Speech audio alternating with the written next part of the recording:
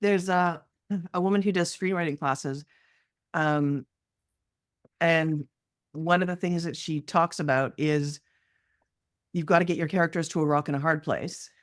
And no matter how you look, that's it. It's just the rock of the hard place, and they both are terrible choices.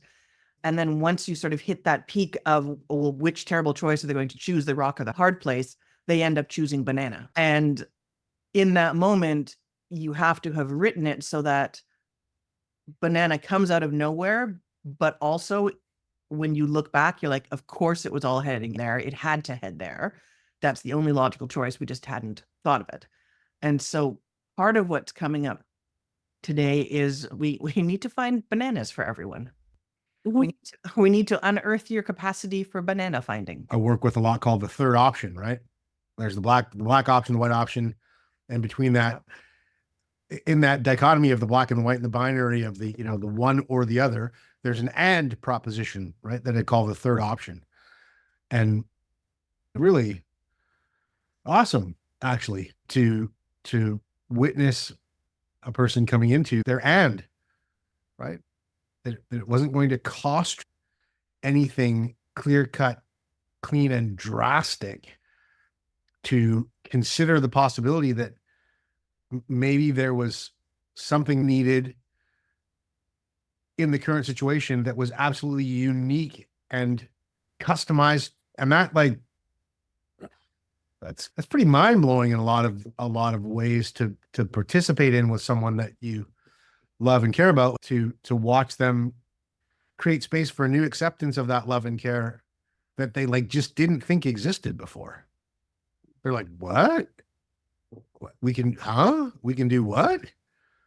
And that and is a process of addition, not elimination, right? Which is what kind of the ego teaches us to compute on. The ego is always win or lose, right or wrong, right? Whereas the true self is just the part of you that wants to tell the truth fundamentally and knows that it wants to do that, even if it's scary, because it's the best thing you can do for yourself. Like to see a person's spark in a new way is to speak from there and go, oh, wait a second.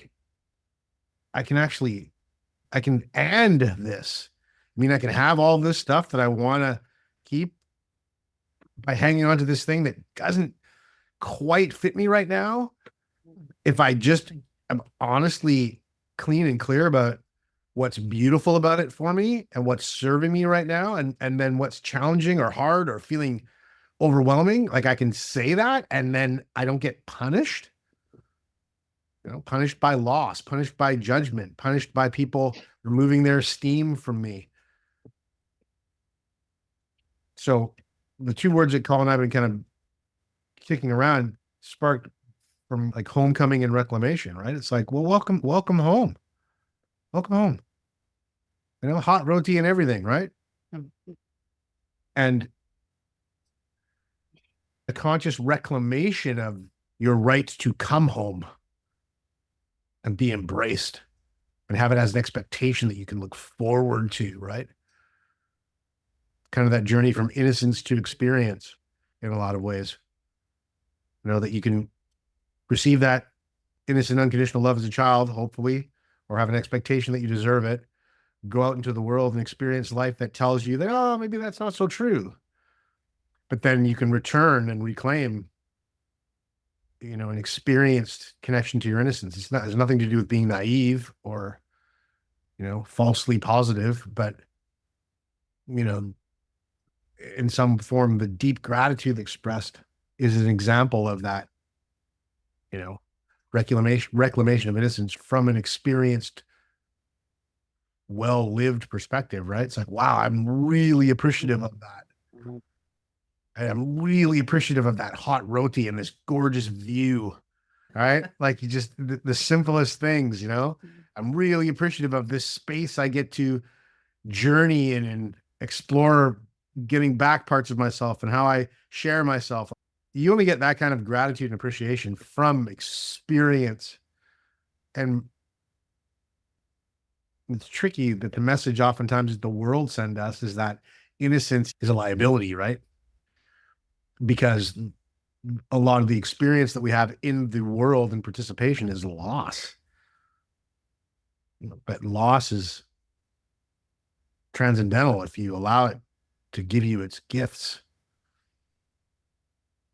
And also, fascinatingly, I know all of you, like me, love William Blake's mystic that he was and rebel that he was. But and he's got one of his books of poetry is called The Songs of Innocence and Experience. And a lot of it is about finding that middle ground, letting things be what they are and still be the new thing. And I think I probably mentioned this to you before, but one of the poems that you might have had to read in high school, Tiger, tiger, burning bright in the forest of the night, what immortal hand or eye dare frame thy fearful symmetry?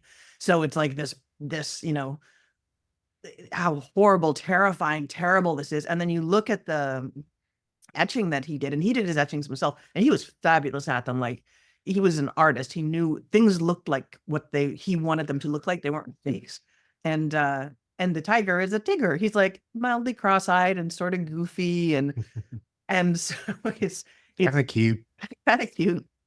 And so it's finding that place of innocence in the experience. Like, yeah, cross this tiger, he will disembowel you with one swipe. Sorry, have a nice day. But get on his good side, and he'll play like tiger hide and seek with you.